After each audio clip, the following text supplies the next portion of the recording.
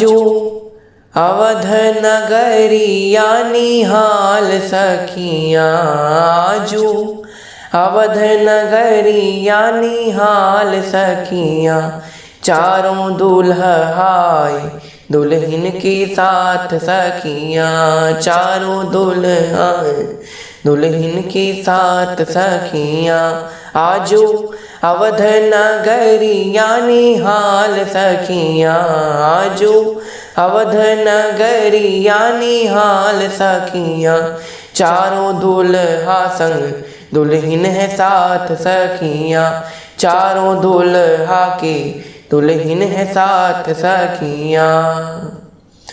सियावर रामचंद्र भगवान की जय, भक्तवत्सल भगवान की जय, महर्षि वाल्मीकि भगवान की जय। तो जिस प्रकार हमने पिछले भाग में जाना कि भगवान श्री राम और उनके तीनों भाइयों का विवाह संपन्न हो जाता है, यहाँ पर अब जो परशुराम जी हैं उनका प्रसंग भी यहाँ पर समाप्त हो जाता है। इसके पश्चात अब राम जी सीता माता के साथ और बाकी जो 3 भाई हैं अपनी अपनी पत्नियों के साथ पहुँच जाते हैं अयोध्या नगरी में।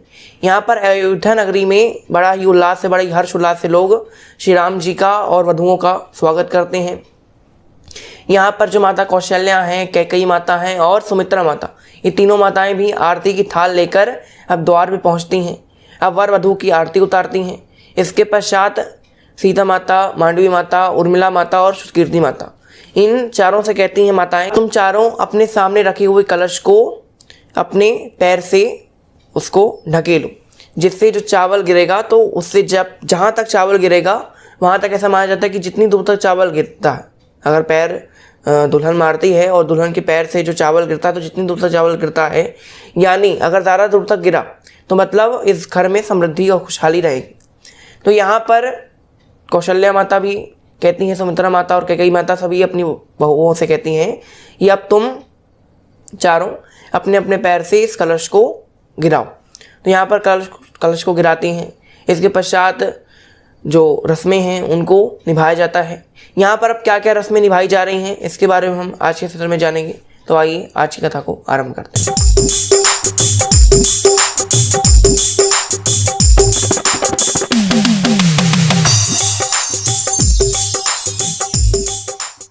यहाँ पर सबसे पहले रस्म होती है जहाँ पर एक पात्र में दूध डाला जाता है, दूध में अंगूठी डालते हैं। यहाँ पर अंगूठी डालने की ये रस्म होती है। यहाँ पर राम जी और सीता माता के साथ सबसे पहले रस्म कराई जाती है। यहाँ पर अब सब सोच रहे हैं कि कौन ये अंगूठी निकाले।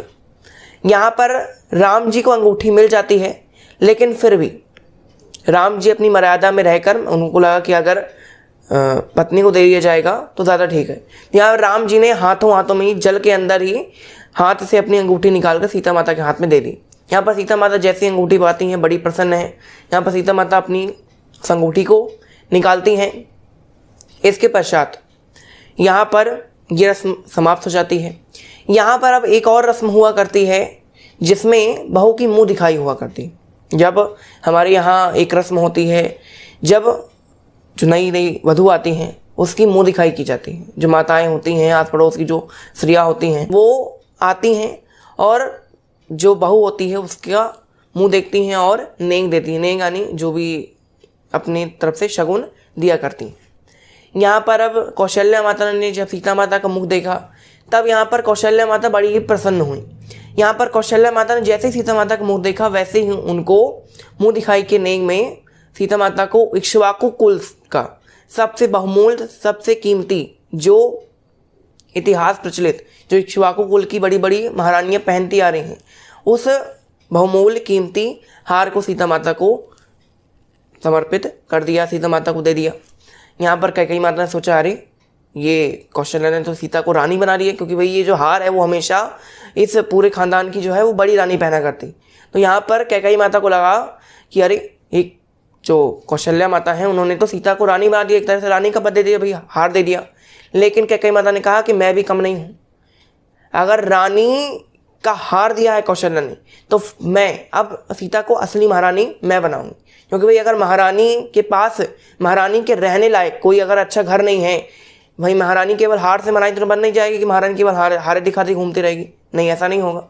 तो महारानी के पास महारानी जैसा एक महल भी होना चाहिए जहाँ पर वो रह सके, जहाँ पर वो साज सज्जा कर सके, रह सके अच्छी तरह से। तब यहाँ पर कैकेयी माता ऐसा विचार करती हैं कि अगर कौशल्या ने दिया है बेशकीमती हार तो मैं भी कम नहीं हूँ, मैं भी अब श्री सीता माता को अपना कनक भवन मुँह दिखाई की नेक में दे देती हूँ। आज भी कनक भवन अयोध्या में बना हुआ है, अब वो सोने का नहीं रह गया, लेकिन पहले वो जो कनक भवन था वो सोने का था।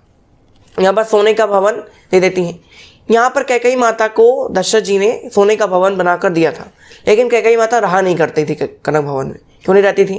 क्योंकि देखिए अब भाई कैकेयी माता कनक भवन में रहेंगी या सुमित्रा माता अलग रहेंगी, कौशल्या माता अलग रहेंगी, या इन तीनों को साथ में रहना ज़्यादा पसंद था। तो यहाँ पर कौशल्या माता, सुमित्रा माता और कैकेयी माता ये तीनों आपस में साथ रहती थी। यहाँ पर कनक भवन की ज़्यादा उनको ज़रूरत पड़ती नहीं थी कैकेयी माता को। तो कैकेयी माता ने सीता माता को कनक भवन यहाँ पर दान में दे देती हैं।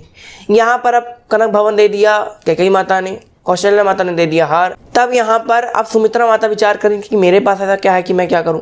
भाई कौशल्या के पास हार था वो दे दिया, कैकेयी के पास था कनक भवन वो दे दिया।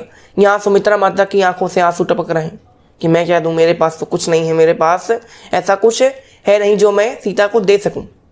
तब यहाँ पर सुमित्रा माता विचार करती हैं, अरे मेरे पास तो इन सबसे इतनी बहुमूल्य चीज़ है जो ना कैकेयी दे सकती है और ना ही कौशल्या दे सकती है।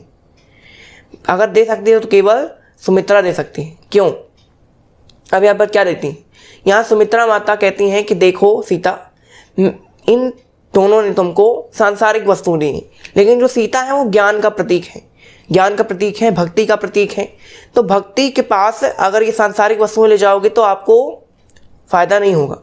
अगर भक्ति के पास अपना सबसे बहुमूल्य वस्तु आप दान करते हैं तब आपको फल प्राप्त होता है। तब यहाँ पर सुमित्रा माता विचार करती हैं कि कौशल्या माता और कैकेयी माता ने तो सांसारिक वस्तुएं दी हैं, लेकिन मैं अपने बड़े पुत्र लक्ष्मण को ही सीता माता को मुँह दिखाई की नेक में दे देती हूँ। कहती हैं कि आज से लक्ष्मण तुम्हारा पुत्र है, मेरा पुत्र नहीं रहा। आज से लक्ष्मण तुम्हारा पुत्र है, आज से तुम उसकी माता हो। आज से हमेशा वही तुमको आदर सत्कार तुम्हारा किया करेगा, तुमको माता की तरह रखेगा, तुमको माता की तरह से दृष्टि डालेगा और हमेशा तुम्हारी सेवा करेगा, ऐसा मैं तुमको वचन देती हूँ। यहाँ पर सुमित्रा माता मुँह दिखाई की नेक में दे देती हैं, लक्ष्मण जी को दान कर देती हैं सीता माता। यहाँ पर मुँह दिखाई की जो रस्म है वो समाप्त हो जाती है। यहाँ पर अब एक और रस्म हुआ करती है, रसोई की रस्म। जब पहली बार बहू आती है घर में तब अपने हाथ से कुछ ना कुछ बनाकर खिलाती है। हमारे यहाँ उसको खिचड़ी कहा जाता है। पहले के ज़माने में जो बहुएं थी वो खिचड़ी बनाकर सबको परोसा करती थी, आजकल तो नए नए व्यंजन बनाते हैं। तो यहाँ पर सीता माता भी सबके लिए खीर बनाती हैं। तो सीता माता है वो सबके लिए खीर बनाती हैं। यहाँ पर अब खीर खाने के लिए सब लोग बैठे हुए हैं, दशरथ जी हैं, तीनों माताएं हैं, चारों भाई हैं, सभी लोग बैठे हुए हैं।